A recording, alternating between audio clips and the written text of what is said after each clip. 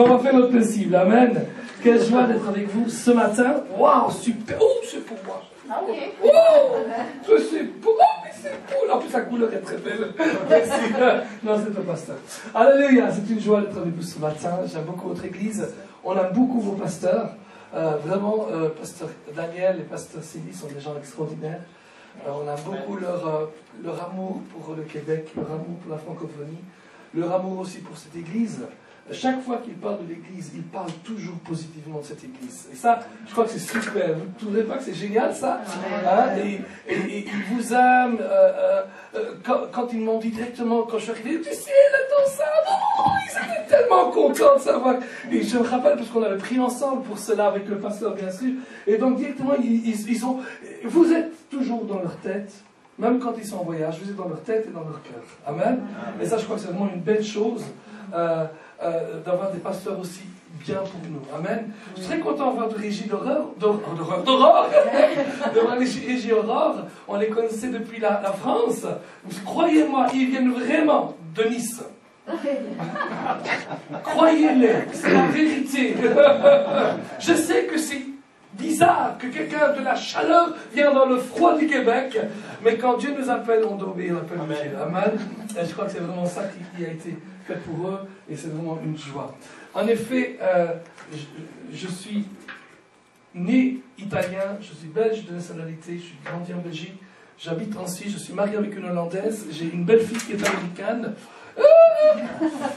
Et on ne sait pas comment on va être le beau-fils plus tard quand il viendra, et l'autre belle-fille, on ne sait jamais.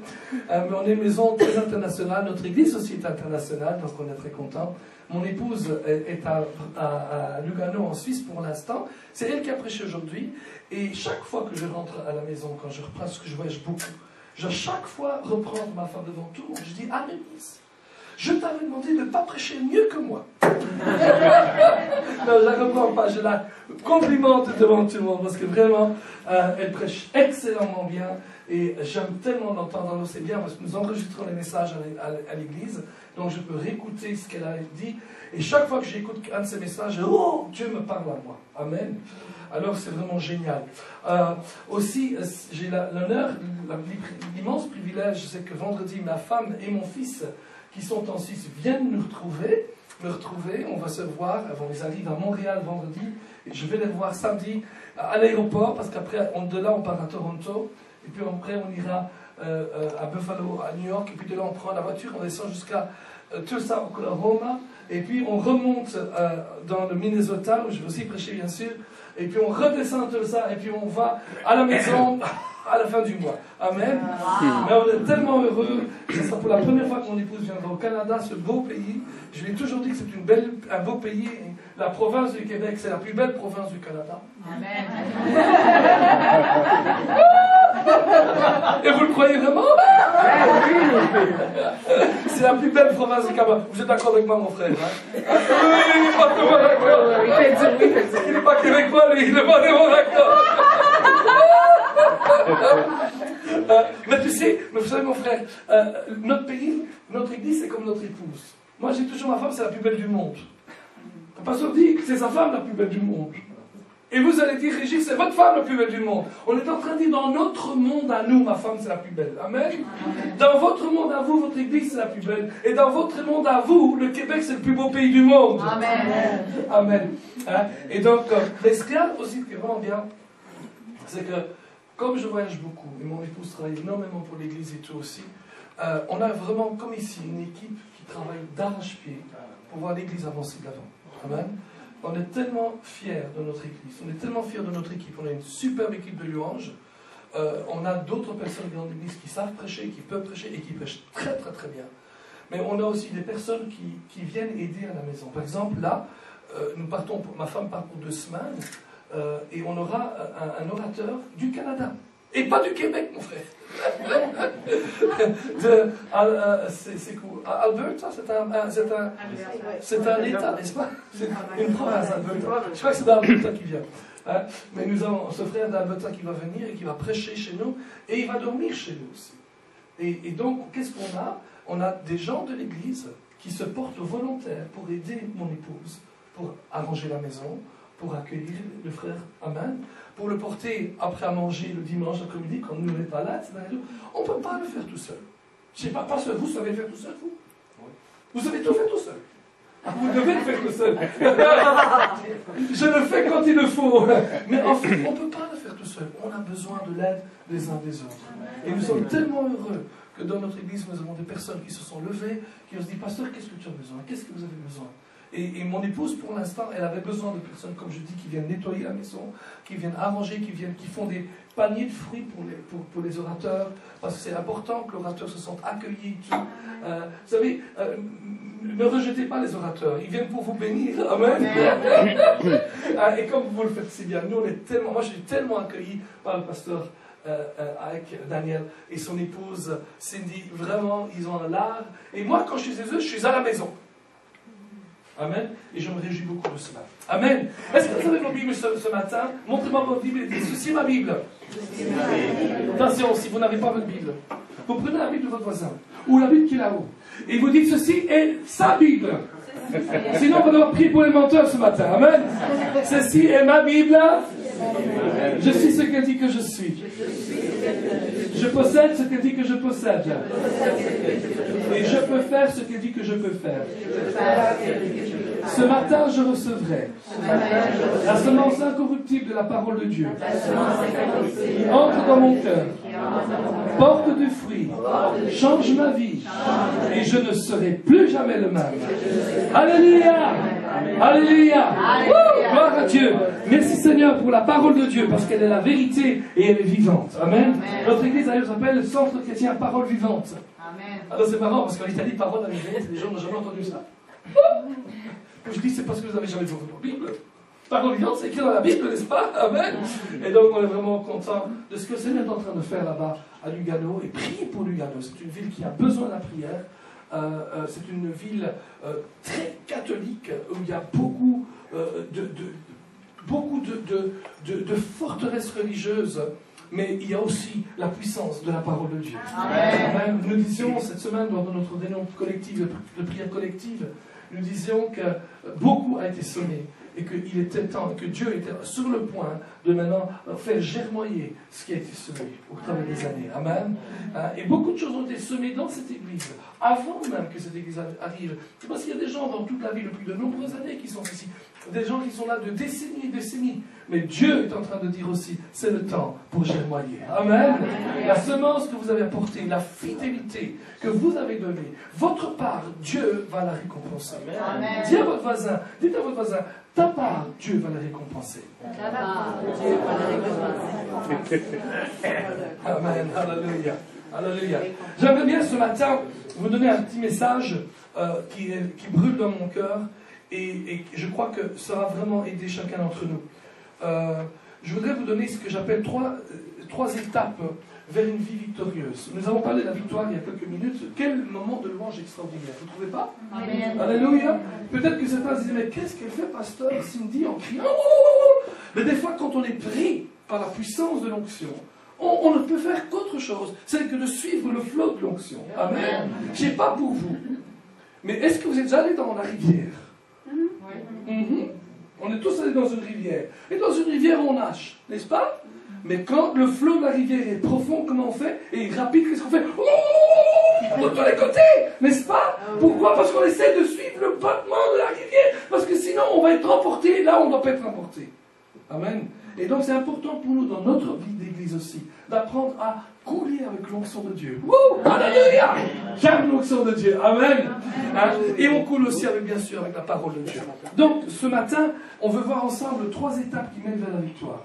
Et tout va commencer par la première étape. La première étape dit ceci. Nous ne pouvons rien faire sans Dieu. Amen. Amen. Mais Dieu a décidé de ne rien faire sans nous. Amen. Oh, il y avait moins d'amen dans la deuxième partie. Nous ne pouvons rien faire sans Dieu.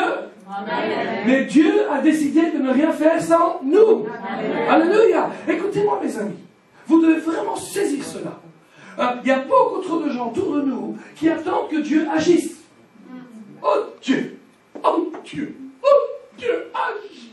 Et ils sont là en train de prier. est en train de pleurer, est en train de se demander, mais quand c'est que Dieu va se bouger? Et Dieu dit, écoute, si tu ne bouges pas, je ne bouge pas. Amen. Alléluia. Si tu ne bouges pas, je ne bouge pas. Il y a quelque chose de puissant avec le fait que Dieu, vous ne pouvez pas le faire sans Dieu. Vous ne pouvez pas y arriver sans Dieu. Vous n'aurez jamais la victoire sans Dieu. Mais Dieu a décidé, sans vous, je ne le ferai pas. Amen. Amen. Alléluia. Vous rappelez-vous lorsque Moïse se trouve devant la mer morte? La mer rouge, pardon, pas la mer morte. Oui, la mer rouge. Il est devant la mer rouge. Et là, derrière lui, il y a toute l'armée des Égyptiens. Devant lui, il y a la mer. Et à côté de lui, il y a le peuple qui veut presque... Être leader, c'est bien quand on vous apprécie.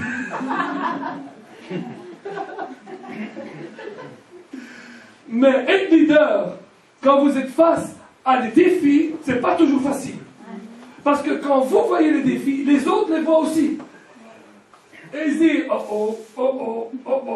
que vous allez faire maintenant? Vous nous avez dit qu'il fallait venir ici, maintenant regardez ce qui se passe. Quand on a dit, on va là-bas, tout le monde a dit, alléluia, pasteur, gloire à Dieu, on te suit. Au prochain défi, au premier défi, Et voilà que Moïse est là, entre deux feux. Enfin, un mouillé et un feu mouillé et un feu brûlant. L'armée égyptienne, elle voit son gagne-pain partir. Il dit, mais c'est eux qui construisent nos briques. Et on laisse partir, mais qui a construit des briques pour nous maintenant? Et donc ils sont là, ils en peuvent plus. Et Moïse est devant, il dit, mais Dieu, qu'est-ce que je vais faire? Aïe, aïe, aïe, non. Il dit, Dieu, qu'est-ce que tu vas faire? Et Dieu lui dit, qu'est-ce que je vais faire, moi? C'est toi qui vas faire quelque chose d'autre.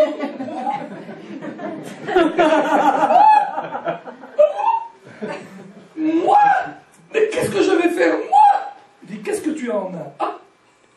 Un bâton. Qu'est-ce que je peux faire avec un bâton?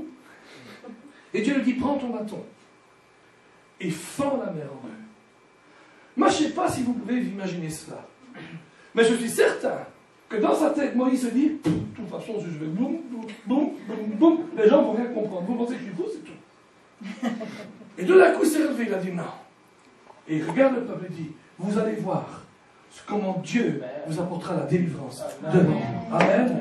Et il prend son bâton et il fend la mer en deux. Et la mer, elle est coupée en deux. Amen. Alléluia. Écoutez-moi. Dieu dit ceci. Tout seul, vous ne pouvez pas le faire. Vous pouvez prendre tous les bâtons que vous voulez. Vous pouvez aller, même pas besoin d'aller à la mer Rouge, il suffit d'aller sur l'Atlantique. Ou sur le lac Beaupré, au Beauport. Et vous prenez votre bâton et essayez d'ouvrir le lac. Essayez d'ouvrir le lac. Vous pouvez dire tout ce que vous voulez. Vous pouvez appeler la radio, la télévision. Vous pouvez leur dire le miracle ne se fera pas. Parce que vous ne pouvez pas le faire sans Dieu. Amen. Amen. Mais l'autre côté est aussi valable. Essayez de dire à toute la télévision, à la radio, venez, on va aller au lac de Beaupré, le Beauport, et on va voir Dieu ouvrir le lac. Si vous invitez la télévision, prenez des tentes avec vous. On va manger pour quelques mois, jusqu'à ce qu'ils soient découragés. Parce que Dieu ne le fera pas sans vous. Amen. Alléluia. Imaginez-vous Moïse devant ce maire, il dit, mais qu'est-ce que je vais faire? Comment va-t-on faire? Et Dieu lui dit, étends ta main. Et Dieu a étendu sa main. Alléluia. Amen. Vous savez, la Bible dit ceci. Dans Deutéronome au chapitre 11, je vais vous le lire, versets 16 et 17.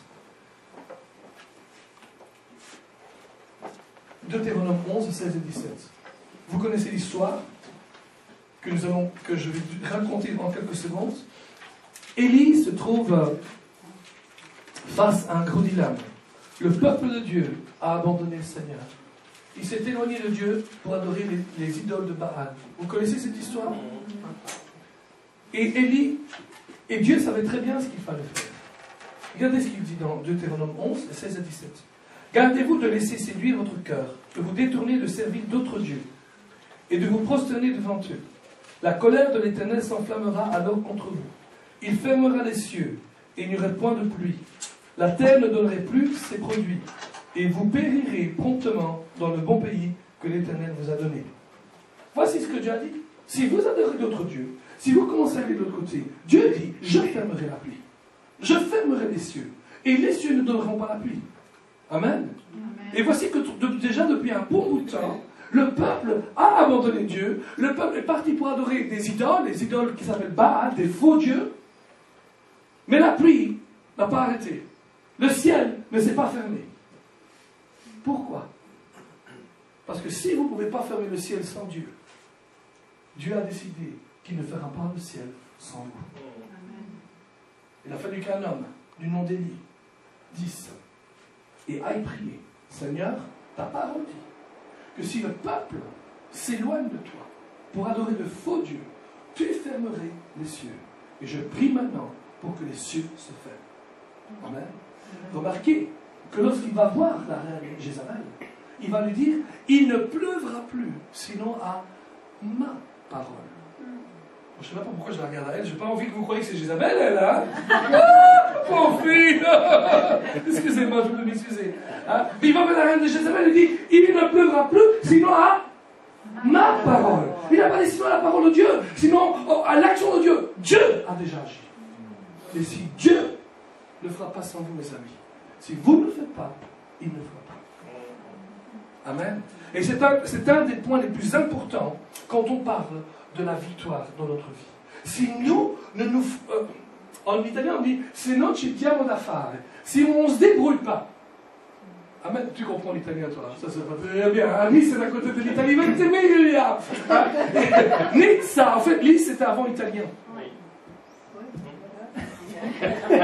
Puis les Français ont dit la côte d'Azur, et la côte d'Azur, non c'est la côte d'Azur. C'est pour nous. Et donc, nous, c'est devenu français maintenant. Mais c'est depuis quelques siècles. Hein. Mais donc, je ne sais pas pourquoi on n'a pas de risque. Mais si nous ne faisons pas, Dieu ne le fera pas. Amen. Nous avons besoin de saisir cela. Nous avons besoin de saisir que Dieu, le concept que Dieu ne va pas bouger les choses si nous ne nous bougeons pas nous-mêmes. Si nous ne nous arrangeons pas nous-mêmes. Si nous ne prenons pas la victoire, si nous ne confessons pas la parole de Dieu. Amen. Aujourd'hui, le pasteur parlait encore de la confession de la parole de Dieu. Nous devons confesser la parole de Dieu. Moi, je n'ai jamais vu des personnes qui confessent des choses négatives qui reçoivent des choses positives. Moi, je ne sais pas pour vous, mais je n'ai jamais vu quelqu'un planter des semences de pommes et recevoir des figues. Impossible! Je n'ai jamais vu des gens planter des semences de raisin et reçoivent des pommes. Impossible! Amen.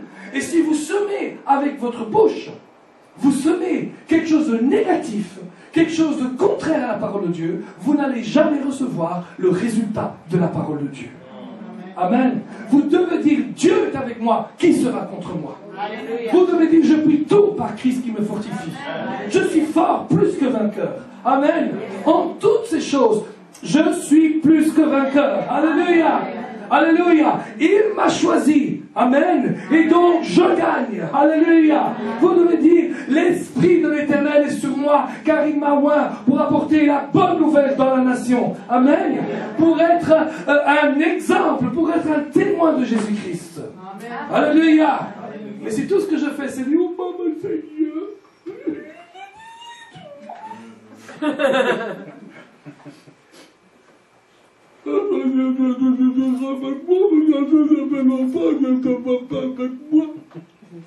Vous avez rien compris, c'est du québécois ça.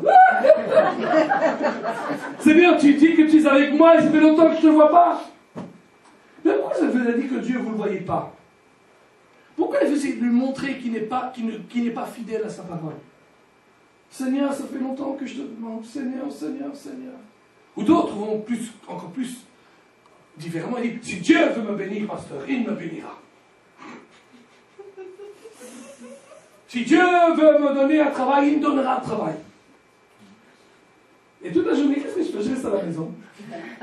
Je joue à PlayStation. Qu'est-ce que tu fais? Moi, je joue. Bon, tu sais, j'attends que Dieu m'envoie le travail. Et en même temps, je joue à la PlayStation. Je ne peux pas dire si Dieu veut. Dieu veut déjà. Amen.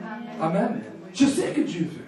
La Bible dit que Dieu a des plans pour nous qui sont des plans de bonheur, de prospérité, de bien-être, des plans de succès. Alléluia.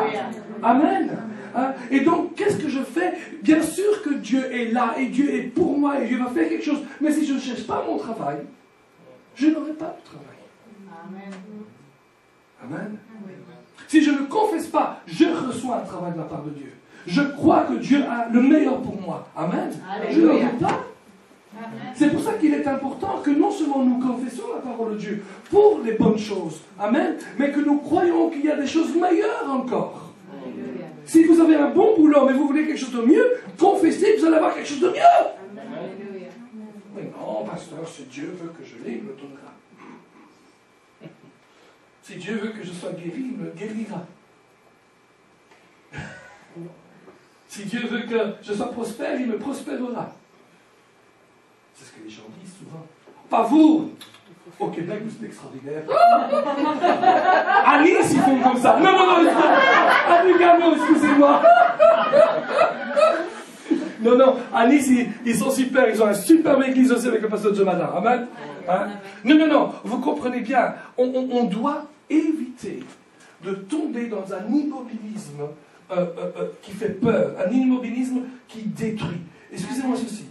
Nous ne pouvons rien faire sans Dieu, mais Dieu ne fera rien sans nous. Alléluia. Charles Finney a dit ceci.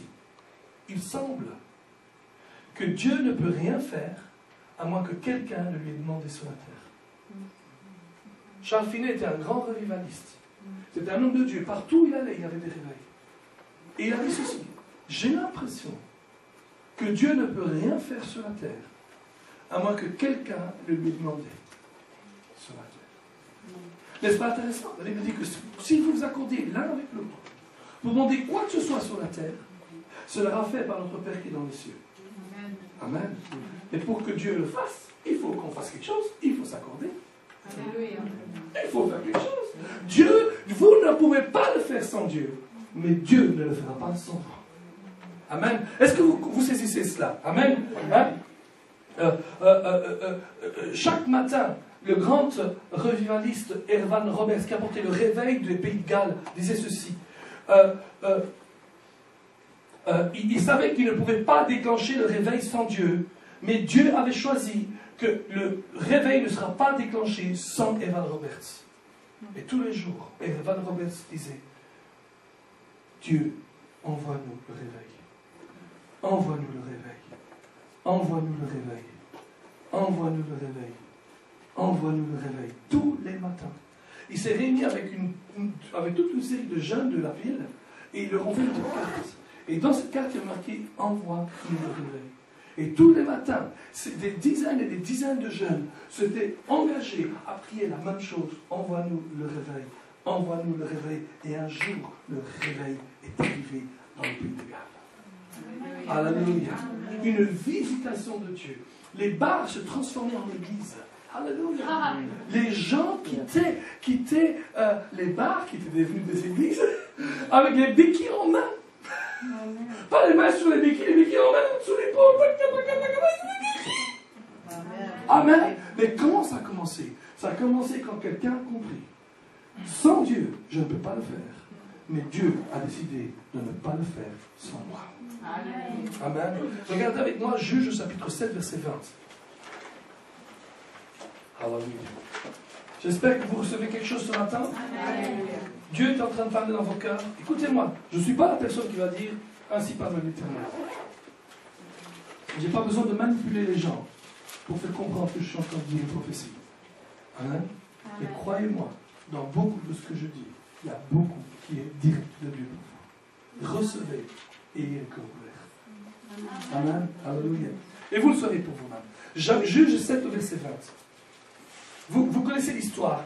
Gédéon doit combattre les Madianites. Ils sont plusieurs dizaines de milliers de personnes. Et beaucoup, plus que 100 000 personnes. Et l'armée d'Israël ne sont que 32 000. Puis Dieu dit 32 000 c'est trop. Et il dit on va faire un tri. Tous ceux qui ont personne aille. 22 000 s'en vont. Et ils se trouvent à 10 000. Et puis 10 000 c'est trop. 10 000 c'est trop. Comme 150 000 personnes. Ça me fait penser à Élisée. Son serviteur va chercher de l'eau. Oh, alléluia, alléluia, alléluia. Les Syriens sont là.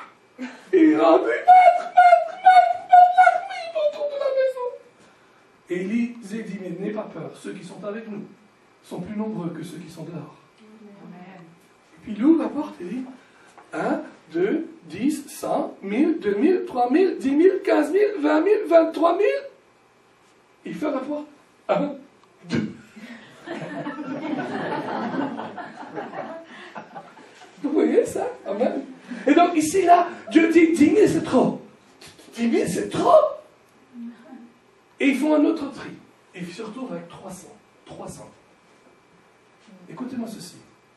Avec 32 000, si quand Dieu leur donnait la victoire, ils auraient encore pu dire, nous avons eu la victoire. Avec 10 000, certains auraient pu dire, c'est nous, c'est nous. Mais avec 300, il était impossible qu'ils disent, c'est nous. Amen. Et donc, qu'est-ce qu'il va faire? Il dit ceci. Il trie, il place les 300 hommes qui lui restent en 3 groupes de 100 personnes avec un chef. Et il dit ceci au verset 20. Et il fit ceci, les 3 corps sonnèrent de la trompette et brisèrent les cruches. Ils saisirent de la main gauche les flambeaux et de la main droite les trompettes pour sonner et s'écrièrent épée pour l'Éternel et épée pour Gédéon. Amen. Épée de l'Éternel et épée de Gédéon, comme dit notre traduction. Dites avec moi, épée de l'Éternel, épée de Gédéon. Amen. Épée de l'Éternel et épée de Gédéon. Écoutez-moi ce que ça veut dire ceci. Ça veut dire que Dieu, que vous, tout seul, vous ne pouvez pas le faire, mais Dieu, sans vous, ne le fera pas. Amen. Alléluia. C'est l'épée de Dieu et l'épée de Gédéon. L'épée de l'Éternel et l'épée de Gédéon. C'est l'épée de l'Éternel et l'épée de Gédéon. Lorsque nous allons prendre ce que nous avons besoin, lorsque nous allons conquérir le pays, nous allons conquérir notre guérison, nous allons reprendre ce que l'ennemi nous a volé, nous ne pouvons pas y aller tout seul. C'est l'épée de Dieu et l'épée de Gédéon. Amen. Alléluia. Et nous devons arrêter d'être orgueilleux ou d'être trop humbles. Mais moi, je suis qu'un petit ver de terre. Moi, je suis qu'un petit ver de terre. Un jour, j'étais dans une église, le pasteur prêchait, vous êtes des vers de terre. Je lui dis, tu t'es pas regardé? Et toi, qu'est-ce que tu es alors? Je ne suis pas un ver de terre. Alléluia. C'est comme la petite chenille. Et le papillon. Qui sait qu'un papillon, ça vient d'une chenille? Vous savez ça? Avant d'être papillon, il était chenille. Vous avez déjà vu la chenille pleurer sous son sang? Je suis qu'un petit chenille avec des ailes. Je suis qu'une chenille avec des ailes. Mais non, le papillon n'est pas une chenille. Et le chenille n'est pas une papillon. Amen. Et alors j'entends des gens, oh, nous sommes des pécheurs sauvés par grâce. Oh, nous sommes que des pécheurs. Oh, mon frère pasteur, vous êtes encore trop jeune dans la foi. Quand vous serez mon âge, vous comprendrez que nous sommes toujours des pécheurs. Écoute, si toi tu es pécheur, reste pécheur. Mais ne force pas tout le monde à croire qu'ils sont pécheurs. Chaque fois dans la parole de Dieu que la Bible parle de vous en tant que pécheur, c'est toujours au passé. Amen. Vous étiez enfant de colère, mais maintenant vous êtes enfant de la lumière. Amen. Vous étiez ennemi de Dieu, mais maintenant vous êtes réconciliés avec Jésus-Christ. Avec Jésus, alléluia, amen, alléluia. Et donc, vous ne devez pas dire, je suis une chenille, qui vole. Vous êtes un papillon. Amen. Alléluia. Et aussi beau que le papillon peut être. Amen. Libre, il peut voler partout. Avant, il devait bouffer la poussière. Et puis il a craché cette poussière. Et maintenant, on n'est plus dans la boue du péché, les amis. Dieu nous a libérés de la boue du péché. Et nous ne sommes plus esclaves du péché. Oh, on a tendance à pécher, mais nous ne sommes plus pécheurs. Amen. La différence entre un chrétien né de nouveau et un pécheur. Le pécheur pêche par vocation. Et de temps en temps, il fait le bien. Le chrétien fait le bien par vocation. De temps en temps, ça lui arrive encore de faire quelques bêtises. Amen. Amen. Nous ne sommes pas des pécheurs. Nous sommes les enfants de la lumière. Alléluia. Amen. Et donc, voici un des plus grands principes. Et donc, les gens vivent comme ça dans cette sorte d'humilité qui est une fausse humilité. Un jour, j'étais dans la voiture d'un de mes amis pasteurs. Il était tellement fier de sa vieille voiture. Il dit, oui, ma voiture, elle a 250 000 km. Elle va au garage toutes les semaines. L'autre racontait aussi comment il était fier de sa voiture automatique. Il dit, je ferme une porte, il y en a 3 qui s'ouvrent. Alors, c'était pour montrer, voyez-vous, nous serviteurs de Dieu, on est pauvres des fois. Et c'est bon, c'est pour la gloire. On ne doit pas vivre dans la pauvreté. Dieu ne nous a pas appelés à vivre dans la pauvreté. Dieu nous a dit qu'il pourvoira à tous nos besoins, selon sa richesse avec gloire en Jésus-Christ. Amen. Ah, ça ne veut pas dire que c'est une mauvaise chose d'avoir une vieille voiture. Vous pouvez avoir autant de vieilles voitures que vous voulez. Mais ne soyez pas fiers de l'avoir. Ne soyez pas fiers du fait qu'elle soit vieille. Soyez fiers du fait que Dieu vous les a données. Amen. Amen. Alléluia. Le gars, il avait une 2 chevaux. Vous savez, les 2 chevaux? Il dit, je ferme la porte. Les 3 autres s'ouvrent.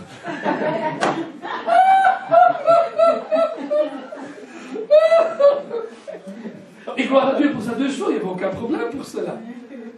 Mais moi, je peux vous dire une chose. Si dans ma vie personnelle, je me trouve à une situation où tout ce que je peux m'acheter, c'était une 2 chevaux qui, quand on ferme la porte, les 3 portes s'ouvrent, je ne serais pas vanté d'avoir une 2 chevaux qui, lorsqu'on ferme la première porte, les 3 portes s'ouvrent. J'aurais remercié Dieu, parce que dans sa grâce, il m'a donné un véhicule pour me transporter. Amen. Alléluia. Amen. Amen. Et vous comprenez ce que je veux dire? On n'est pas en train de dire qu'on ne peut pas avoir des petites choses ou des grandes choses. On est en train de dire ne vivons pas dans une fausse modestie. Amen. Dans une fausse humilité. Amen. Hein? C'est comme un jour, je prêchais il y a quelques temps, j'ai fait plusieurs séminaires sur les récompenses célestes. Qu'est-ce qui nous arrive de l'autre côté? Et c'est très extraordinaire. Si vous avez l'occasion de les écouter, c'est extraordinaire. Et alors, je venais de prêcher dans une église, et puis à midi, on mange avec le pasteur, et il y a quelqu'un d'une autre église qui passe, et comme le pasteur le voit au restaurant, il dit, ah, bonjour, viens. Il dit, comment vas-tu? Oh, ça va. Comment vont les choses? Oh, tu sais, pour moi, tu sais, quand je serai de l'autre côté, si j'ai une petite cabane, je serai content. Et si tu es content d'une cabane de l'autre côté, pourquoi tu ne vis pas dans une cabane ici? Mais voyez-vous ça? C'est de la fausse humilité. On est en train de faire comprendre, tu sais, moi, je n'ai pas besoin de grand-chose. Mais vous n'avez pas besoin des choses, vous avez besoin du Père qui donne les choses. Amen. Alléluia. La Bible dit, et notre Dieu, notre Père céleste, sait que vous en avez besoin. Amen. Alors, arrêtons-nous de toujours vivre dans une fausse humilité. Et apprenons à dire, merci Seigneur pour tout ce que tu m'as donné. Amen. Que ce soit une petite voiture ou une grosse voiture. Amen. Ce n'est pas l'état de la voiture qui fait la différence, c'est l'état de notre cœur qui fait la différence. Amen. Alléluia. Et si j'ai une petite voiture, je suis heureux dans ma petite voiture. Si j'ai une grande voiture, je remercie Dieu pour ma grande voiture. Amen. Alléluia. C'est comme quelqu'un, ma femme a un superbe manteau de fourrure, mais comment on appelle ça? Un chihuahua, comment on appelle ça? Comment? Un chihuahua? C'est un beau chihuahua. Ah non, c'est cher ça. C'est cher ça. Non, c'est de petits rouges, c'est un petit rongeur. Chinchilla. C'est un superbe manteau de chinchilla. Ça coûte énormément d'argent. Et elle a été bénie par le Seigneur, voyez-vous? Et au début, quand elle recevait et qu'elle te portait, les gens disaient, oh, quel beau, c'est du chinchilla, oh, c'est beau, oh, mais tu sais, on me l'a donné. Je dis, chérie, arrête de dire on te l'a donné. Tu dis, gloire à Dieu, c'est à moi. Elle avait peur que les gens croient qu'elle l'avait acheté. Mais qu'est-ce qu'elle m'avait? Si elle l'avait acheté, quel est le problème? C'est que Dieu t'aurait béni pour l'acheter. Est-ce qu'on doit... C'est comme la belle cravate de Sam. Levez-vous, Sam, montrez votre belle cravate. Ça, c'est une belle cravate, amen. Et tout à l'heure, j'étais en train de prier, là-bas, je dis, Sam, ta cravate irait très bien avec ma chemise. La belle couleur. Et puis, il me dit, pasteur Donato, cette cravate, c'est vous qui me l'avez donnée l'année passée.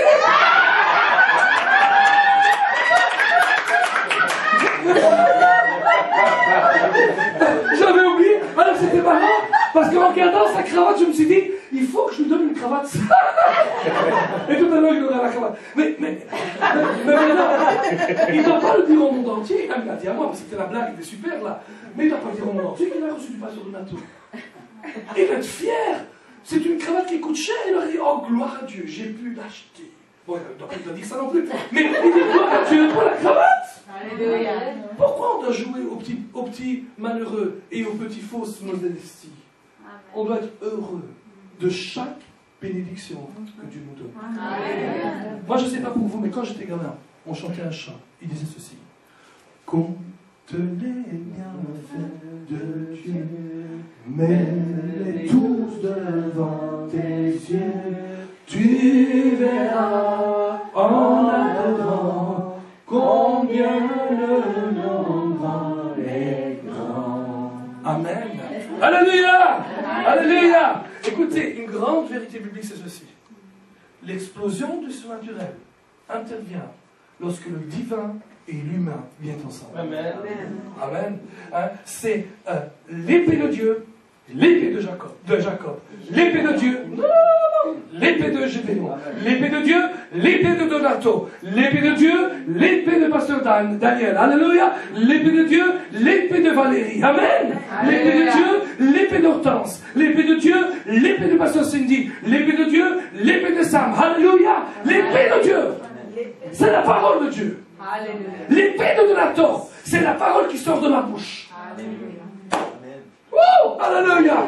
L'épée de Dieu, c'est la parole de Dieu. L'épée de Pasteur Daniel, c'est la parole de Dieu qui sort de sa bouche.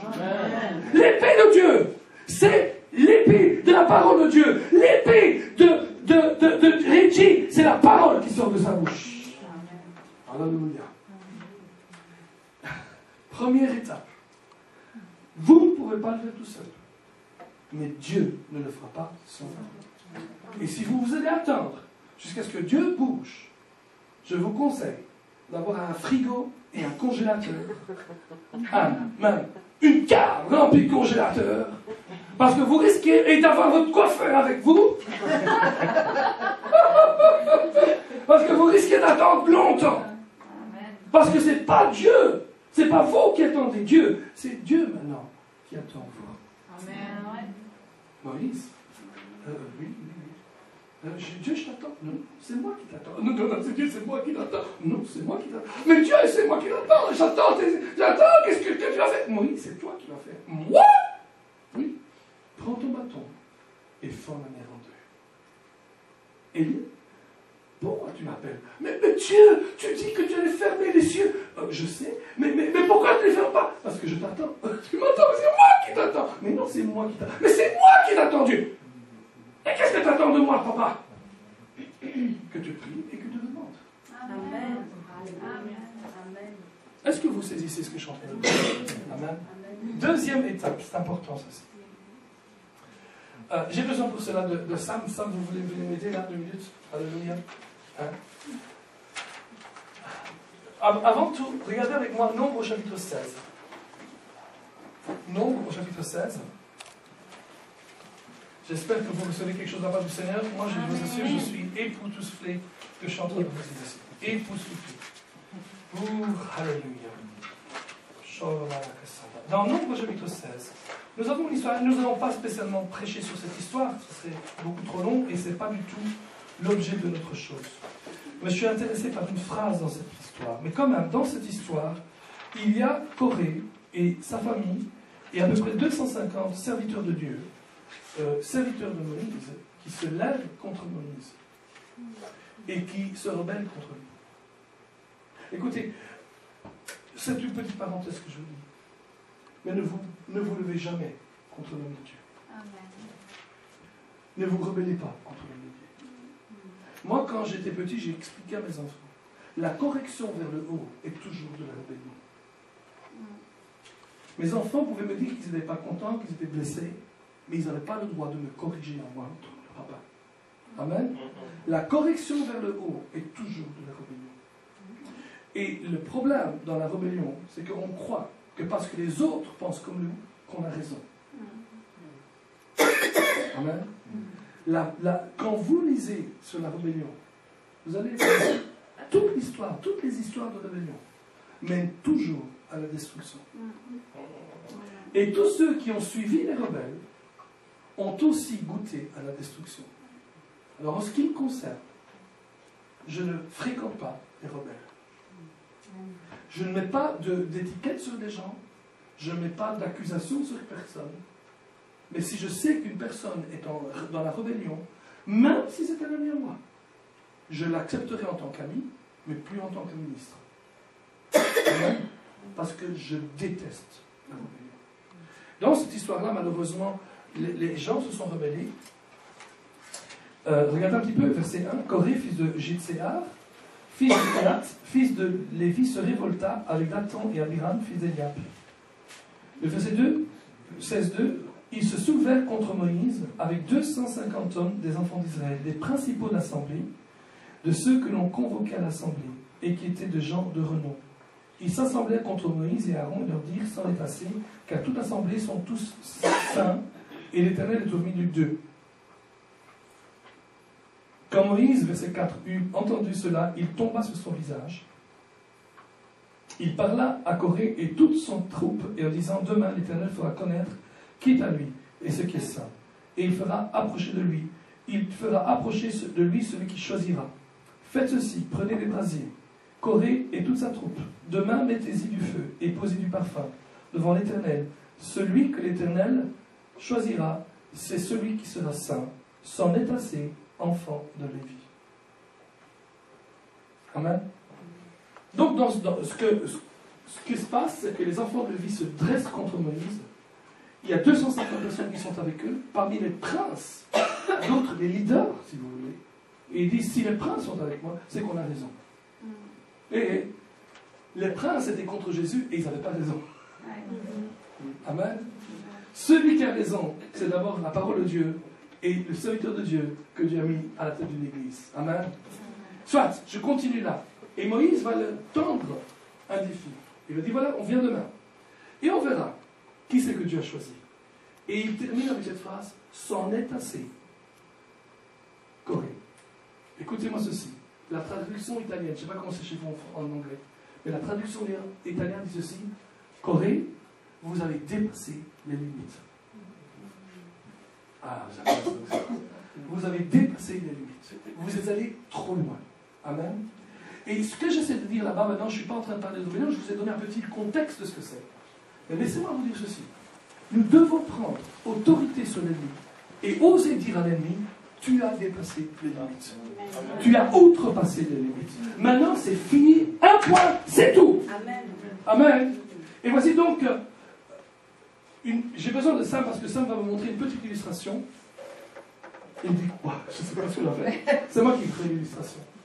Mais je vais vous montrer une illustration de ce qui s'est passé il y a quelques semaines, quelques mois, au mois de septembre, avec le Premier ministre israélien, M. Benjamin Netanyahu. Il était à New York, à l'ONU, et il a essayé de faire comprendre à la communauté des nations qu'il y a un pays autour d'eux, dans le Moyen-Orient, qui est dangereux pour eux, et qui est en train de construire, selon eux, une bombe nucléaire. Eux disent que non, mais nous disent, dit-il, nous croyons que c'est une bombe nucléaire, que nous ne sommes pas des va-t-en-guerre, on n'est pas les premiers à aller vers la guerre. On négocie, mais on veut qu'ils arrêtent de faire quelque chose qui peut être, pour nous, une menace à notre pays. D'accord? On n'est pas en train de parler politique, je suis en train de montrer ce qu'il a dit, parce qu'il a fait une démonstration pédagogique extraordinaire. Même ses ennemis étaient époustouflés de ce qu'il a fait. Qui se rappelle ce qu'il a fait? Non? Vous ne se rappelez pas? Il a dessiné quelque chose. Qu'est-ce qu'il a dessiné?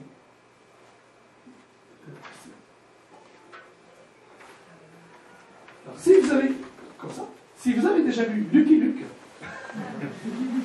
vous allez vous rappeler que les Dalton souvent utilisaient des bombes. Amen. Et donc, il a dessiné une bombe, bande dessinée, avec une mèche. Regardez. Et il a dit, voilà, notre ennemi est en train de construire une bombe. Eux disent, non, c'est pour le nucléaire domestique, pour la santé, l'électricité. C'est possible. Et bien sûr qu'on ne peut pas les empêcher de construire du nucléaire, tout le monde a le droit, etc. Mais, nous croyons qu'ils veulent faire une bombe. Et il dit ceci, nous ne sommes pas des va-t-en-guerre. Tant qu'ils construisent jusqu'ici, c'est pas grave. Ils peuvent aller à autant, c'est pas grave. Mais, dit-il, il y a une ligne rouge. Et la ligne rouge est ici. Et cette ligne rouge, ils ne peuvent pas la dépasser. Parce que s'ils la dépassent, il est trop tard pour nous. Amen. Écoutez-moi ceci. On n'est pas en train d'accuser qui que ce soit ici. Amen. C'est une illustration que je fais. Mais pour moi, cette illustration nous montre un petit peu ceci. Notre ennemi nous attaque, et nous attaque, et nous attaque. Et quelqu'un doit fixer les limites. Quelqu'un doit écrire, tracer la ligne rouge. Amen. Vous devez tracer la ligne rouge. Vous devez dire, Satan, tu ne peux pas aller plus loin que cela. Amen. Satan, je refuse que tu ailles plus loin que cela. Tu m'attaques, tu fais du tort, mais je ne veux pas que tu ailles plus loin. Alléluia. Amen. Il faut que nous ayons le courage de dresser la ligne rouge et de dire à Satan, trop, c'est trop. Amen. De dire, Satan, tu es en train de dépasser la limite. Alléluia. C'est bien ce que vous avez fait, n'est-ce pas? Hein, c'était dur pour eux d'avoir des enfants. Et Satan, il commence à...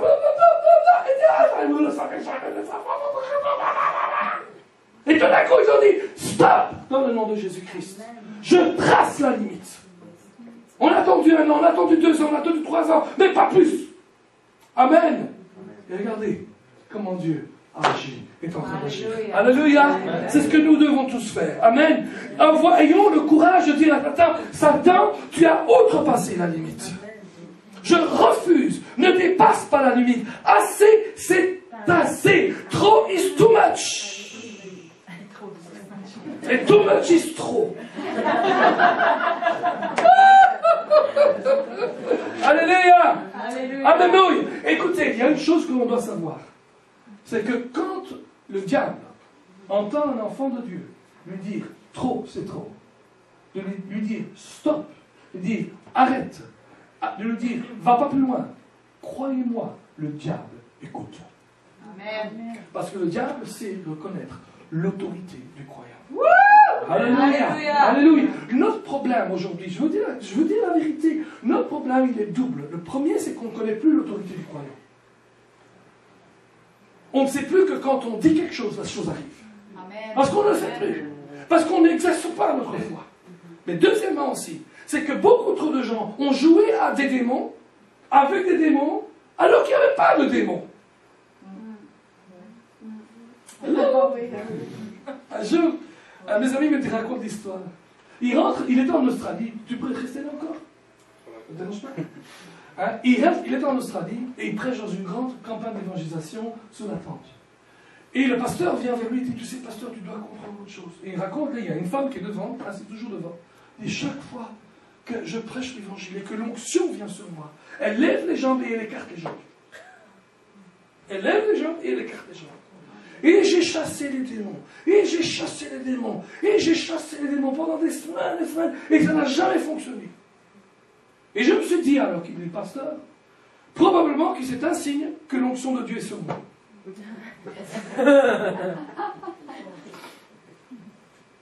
Vous comprenez que lever les jambes et les écarter les jambes, ce n'est pas une bonne chose. Amen. Donc mon ami va chez la madame, dit au pasteur, vous en faites pas, pasteur, laissez-moi faire. Et il va vers la madame et dit, madame, oh bonjour homme de Dieu, comment allez-vous? Oui, je vais très bien, merci. Madame, voyez-vous que sur la plateforme, il y a un grand rideau? Oui. Derrière le rideau, j'ai mis un seau d'eau glacée avec des glaçons dedans. Vous ouvrez les jambes une fois et je vous le verse entre les jambes.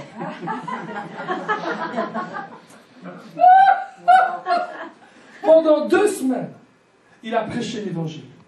Il a guéri les malades. De vraies personnes démonisées étaient délivrées. Mais la personne est restée toujours les jambes bien fermées, assise. Elle n'a pas bronché. Et alors le pasteur, après 15 jours, il vient chez mon ami, il dit, mais je ne peux pas nier que l'onction était là. Comment est-ce fait qu'elle n'a pas levé les jambes et écarté les jambes? Que dois-je faire? Et mon ami lui dit, dites-lui toujours, et chaque dimanche, le seau est toujours derrière. Croyez-moi mes amis, il y a beaucoup moins de démons dans les gens que ce qu'on peut croire. Amen. Hein? Quand il y a, croyez-moi, les démons écoutent. Ils obéissent. J'ai travaillé, j'ai délivré des gens, j'ai vu les démons agir. J'ai vu des vrais démons agir, pas les démons de psychologie. Hein. Il y a beaucoup de gens... Vous savez, l'homme est un grand imitateur. Vous n'avez qu'à regarder la télévision pour voir que l'homme sait imiter n'importe quoi. Amen. Moi, j'ai vu des vrais démonisés. J'ai vu des vraies personnes, leur visage transformé en visage d'animal. Je l'ai vu. Et j'ai chassé les démons. Et les démons ont toujours obéi. Amen. Alléluia. Hein? Et le problème, c'est que trop souvent, on joue à chasser les démons qui ne sont pas là. On ne voit aucune chose se passer. Et on perd notre autorité. Parce qu'on pense qu'on n'a plus d'autorité. Amen. Mais mes amis, nous devons retourner à la simplicité de l'évangile. Amen. Amen. La simplicité de l'évangile, c'est celle-ci. Vous prêchez l'évangile du royaume. Amen. S'il y a des personnes qui ont des problèmes démoniaques, n'ayez pas peur. Dieu vous donne l'autorité de les chasser. Amen. Mais ne pourchassez pas les démons. Il y a des gens qui font la chasse aux démons. Viens, pasteur de Nathan, venez avec moi, on va chasser les démons. Ah! Moi, je ne vais pas chasser les démons. Moi, je vais prêcher l'évangile du royaume. Amen. Amen. Et s'il y en a par hasard, c'est un mauvais carteur pour eux. Ça, c'est la vérité. C'est comme un de mes amis à moi, un jour, il me dit, pasteur de la tour, il était tellement fier. Dans mon église, il me dit, à chaque fois que je prêche, les démons se manifestent. Je dis, c'est marrant, parce que moi, à chaque fois que je prêche dans mon église, ce sont les anges qui se manifestent. Je ne sais pas pour vous, hello, mais les démons ne me suivent pas et ne me fréquentent pas. Ils n'aiment pas fréquenter les chrétiens. Le pire, c'est que certains chrétiens, ils aiment ça parce qu'ils ont l'impression d'être forts. C'est pour ça que Jésus a dit, ne vous réjouissez pas que les démons obéissent à mon nom. Mais réjouissez-vous plutôt que votre nom est écrit dans le livre de la vie. Amen. Nous ne devons pas nous réjouir. Écoutez, à chaque fois que je chasse un démon, je me réjouis parce que la personne est libérée, c'est d'accord. À chaque fois que je dois chasser un vrai démon, mon cœur est triste dedans. Parce que ça me rappelle qu'il y a des millions et des millions d'années, je ne sais pas quand. Et il y a eu une grande division dans les cieux. Et le diable s'est divisé du peuple du Père. Amen. Alléluia. Et donc, nous devons apprendre à dire à Satan, non, stop, c'est fini dans le nom de Jésus. Amen. Apprendre à dire, tu as dépassé la limite. Amen, dites avec moi, tu as outrepassé la limite. Outrepassé la limite. Alléluia. C'est comme la dame. Tu vas faire la dame maintenant. La dame qui est depuis 18 ans courbée. Comment tu es courbée? Depuis 10 ans. Un petit peu plus loin, s'il te plaît. Et bien courbée, bien courbée. Bien courbée, bien courbée. Tu me regardes comme ça, de ce côté-ci. Comme ça, comme ça. Elle est courbée depuis 18 ans. Quand j'étais petit, à l'école du dimanche, pour nous faire comprendre ce que ça voulait dire, la monitrice disait comme ça, pendant 18 ans, elle n'arrivait pas à voir les oiseaux s'envoler. Je ne sais pas si vous pouvez imaginer l'horreur. Et voilà qu'elle est là dans l'église, dans la synagogue, et Jésus lui dit, approche. Et attends. Si elle était comme beaucoup de chrétiens, elle dirait, approche, c'est facile pour toi de dire approche. Tu n'as qu'à me dire toi. Et Jésus dit à elle, approche. Viens. Et elle va tant mal que mal. Viens, approche doucement. Bon, un peu plus doucement que ça. C'est pas un bon imitateur, lui, hein. Il a approché comme ça.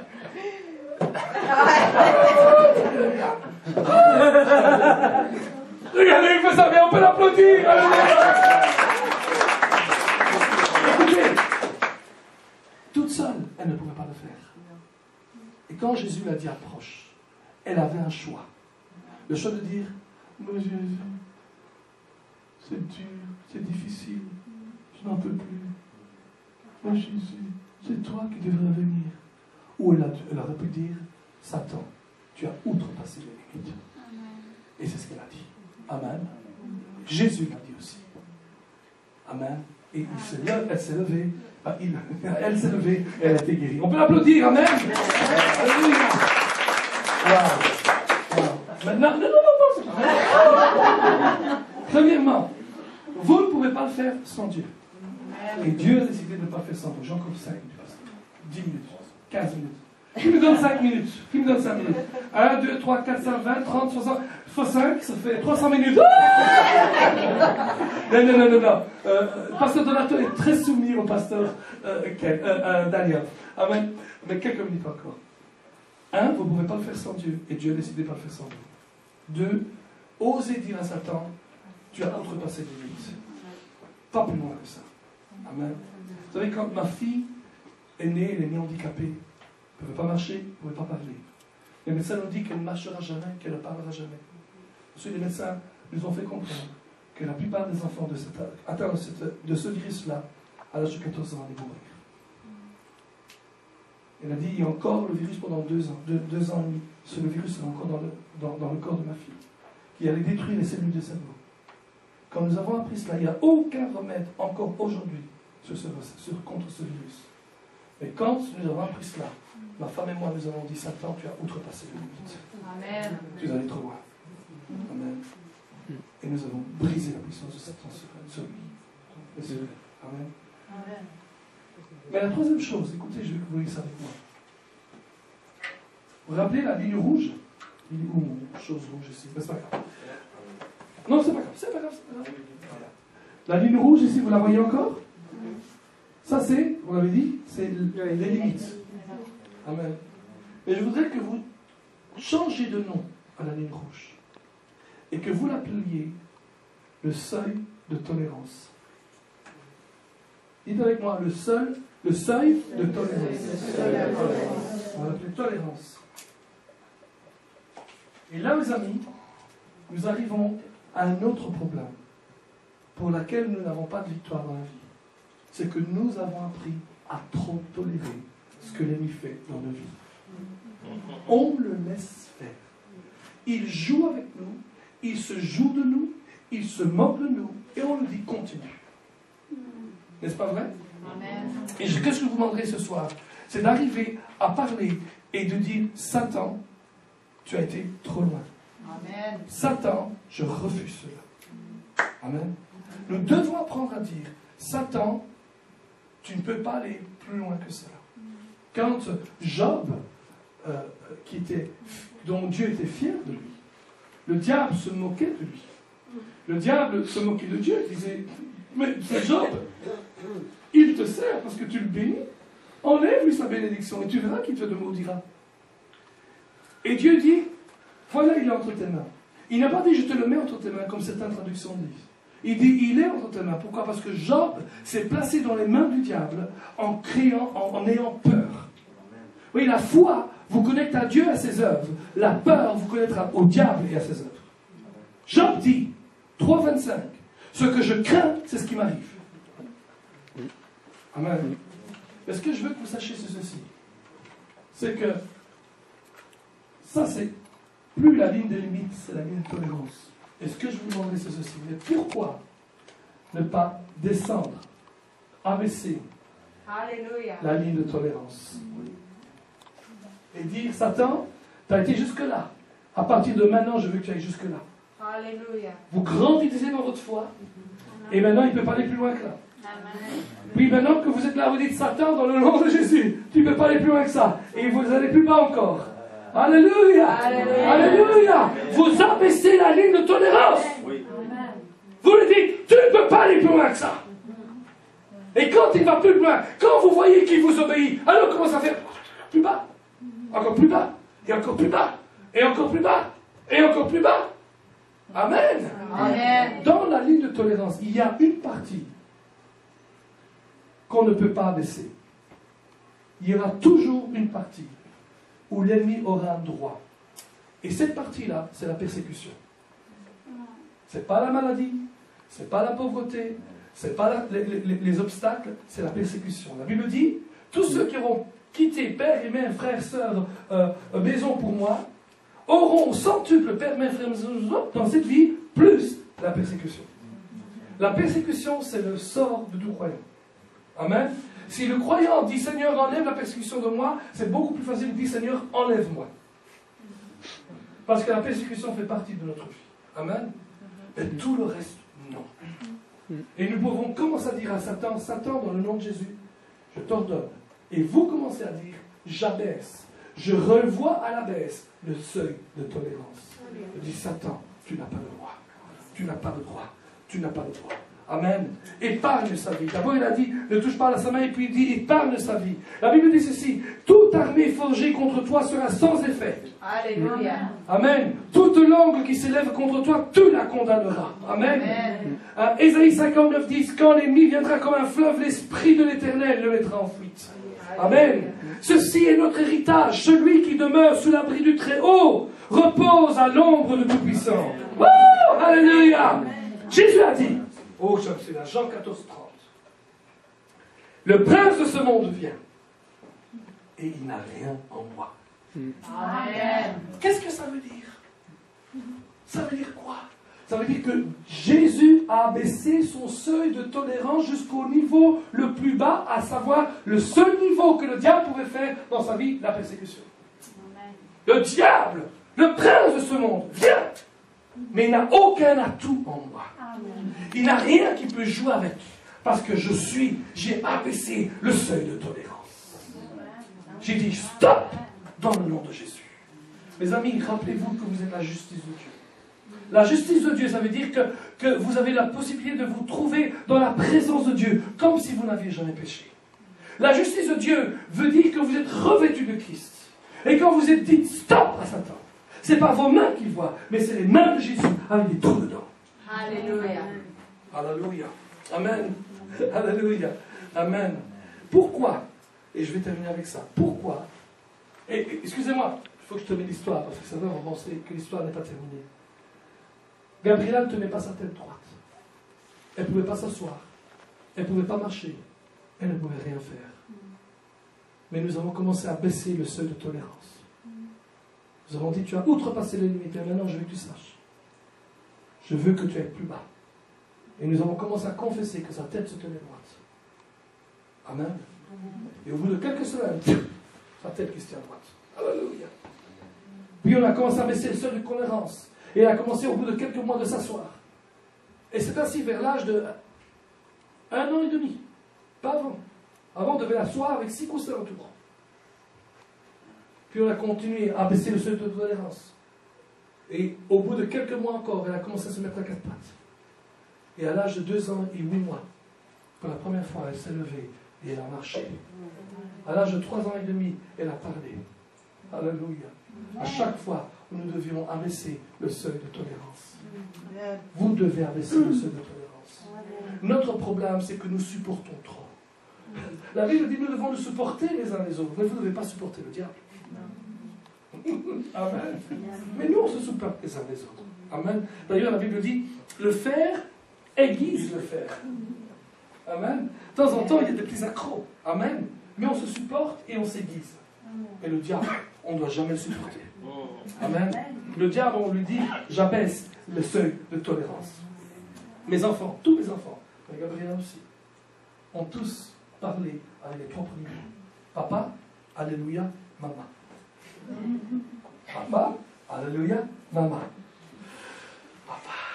J'ai toujours été fier de ce papa-là. Et combien de fois j'ai pas dit jouer avec ma famille, je dis attention, papa là-bas.